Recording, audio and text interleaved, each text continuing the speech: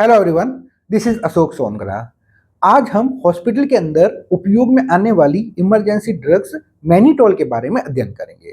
तो सबसे पहले अपन शुरुआत करते हैं कि जो मैनिटोल है वो उसका इंट्रोडक्शन क्या होता है।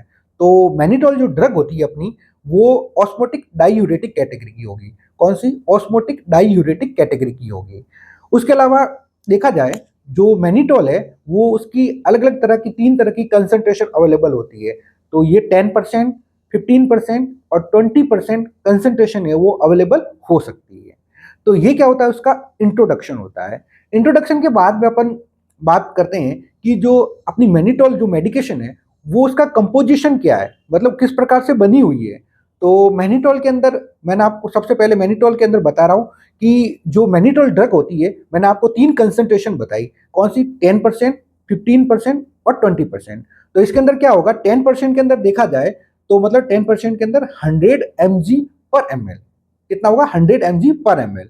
और जो 15% कंसंट्रेशन होती है उसके अंदर क्या होगा, 150 mg/ml। और जो तीसरा जो कंसंट्रेशन होता है, जो 20% होता है, यानी कि 200 mg/ml होता है। उसके अलावा दूसरा देखा जाए, वाटर फॉर इंजेक्शन यानी कि क्यूएस, यानी कि वाटर फॉर इंजेक्शन, मतलब उसके अंदर जो वाटर है वो उसकी जो क्वांटिटी है वो सफिशियंट अवेलेबल होती है। तो ये क्या होता है, उसका कंपोजिशन होता है। कंपोजिशन के बाद में अपन बात करते हैं कि जो अपनी मैनिटोल मेडिकेशन है उसका उपयोग या उसका इंडिकेशन कहाँ का होता है। तो इंडिकेशन के अंदर सबसे पहले अपन देखते हैं कि अगर पेशेंट को सेरिब्रल एडिमा की कंडीशन हो जाए, वहां मतलब वहां पे स्वेलिंग हो जाए। किसके कारण स्वेलिंग हो रही है? इंक्रीज इंट्राक्रेनियल प्रेशर, यानी कि बॉडी के अंदर इंट्राक्रेनियल प्रेशर बढ़ने के कारण क्या हो रहा है, वहां पे सेरिब्रल एडिमा की कंडीशन हो गई है। तो ये क्या करता है, आईसीपी को क्या करता है, डाउन करने का काम करता है। और दूसरा जिसका इंडिकेशन होता है वो होता है एक्यूट ग्लूकोमा के अंदर। किसके अंदर? एक्यूट ग्लूकोमा, मतलब आई के अंदर क्या हो रहा है, जो इंट्रा ऑक्यूलर प्रेशर है वो अगर इंक्रीज हो जाए तो वहां पे क्या हो जाएगी, स्वेलिंग हो जाएगी। तो उसको इंट्रा ऑक्यूलर प्रेशर को क्या करता है, रिड्यूस करने का काम करता है। और तीसरा इसका इंडिकेशन देखा जाए तो तीसरा तीसरा इसका इंडिकेशन होता है प्रमोट डाईयूरेसिस इन एआरएम। जो एक्यूट रीनल फेलियर वाले जो मरीज होते हैं उसके अंदर क्या होता है, डाईयूरेसिस को क्या करता है, प्रमोट करता है, यानी यूरिन आउटपुट को बढ़ाता है। और चौथा इसका उपयोग होता है drug toxicity induced renal protection, मतलब किसी मरीज को अगर रीनल टॉक्सिसिटी हो गई है किसी ड्रग्स के कारण, तो वो रीनल को क्या करता है, प्रोटेक्शन करने का काम करता है। तो ये क्या होते हैं, इसके इंडिकेशन या उसके यूजेज होते हैं।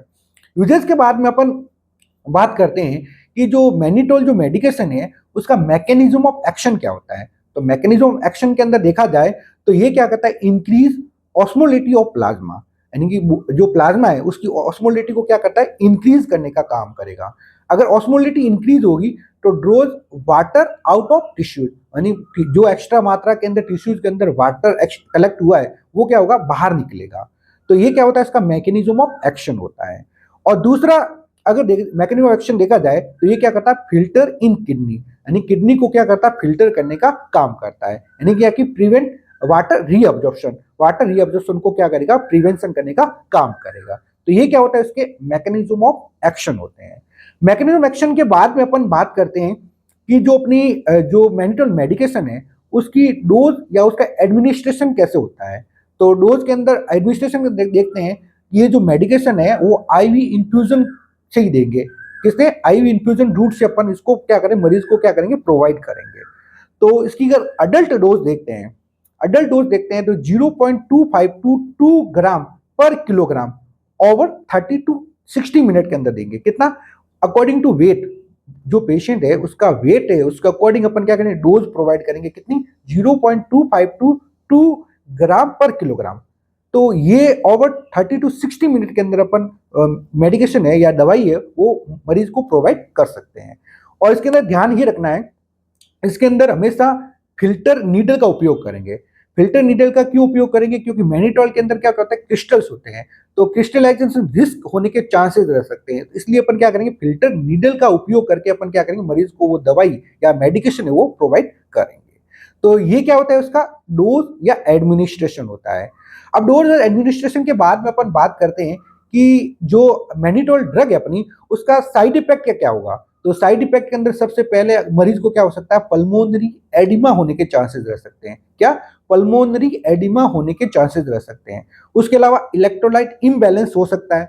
मोस्टली सोडियम की डेफिशिएंसी हो सकती है, यानी हाइपोनेट्रीमिया की कंडीशन हो सकती है मरीज को। उसके अलावा हेडेक हो सकता है मरीज को, और सिवरिंग चिल हो सकती है, और नोजिया भी हो सकता है मरीज को।